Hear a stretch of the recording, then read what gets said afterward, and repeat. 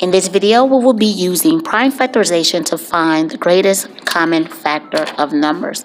Let's take a look at the first one, 16 and 24. When I want to find the greatest common factor using prime factorization, I am going to create a factor tree for 16 and a factor tree for 24.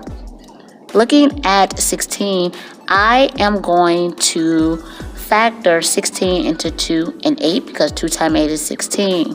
I'm then going to factor 8 into 2 times 4 because 2 and 4 because 2 times 4 is 8. And I'm going to factor 4 into 2 and 2. So I'm left with these prime numbers. Prime numbers only have two factors, the number 1 and that number itself. Let's do the same thing with 24. It doesn't matter what two factors you start with, such as 4 and 6. It does not matter. Once you go ahead and find the prime factorization of all of the composite numbers, you will still end up with the same prime numbers at the end. And 6 can be factored into 2 and 3 because 2 times 3 is 6. Now I have all of my prime numbers circled. I want to find out all of the factors that they have in common.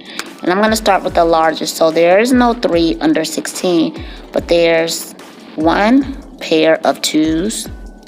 Here is another pair of 2's.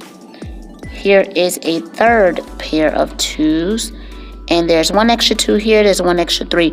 So the greatest common factor of 16 and 24 is 2 times 2, which is 4, and 4 times 2, which is 8.